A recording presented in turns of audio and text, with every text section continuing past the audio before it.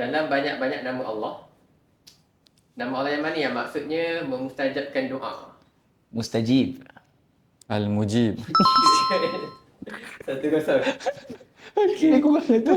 Apakah maksud tarawih dari sudut bahasa? Rehat. Okey, 1-1. Kemah saya ni.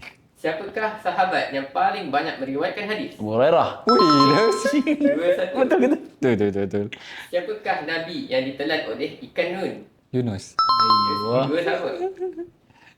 Siapakah tokoh Quraisy yang dibunuh dalam perang Badar? Abu Jahal. 3-2. Siapakah anak Nabi SAW yang terakhir meninggal dunia? Fatimah. Fatimah. 3 sama.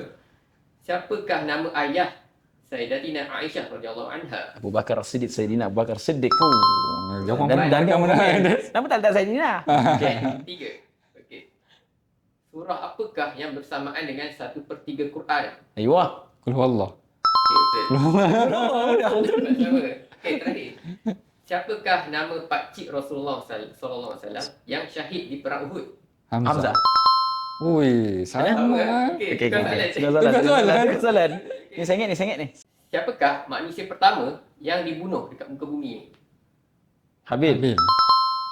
Okey, betul. Sama je. Samalah. Sengit ah. Tak apalah, samalah. Okey, tak apa. Panjang sikit video dia.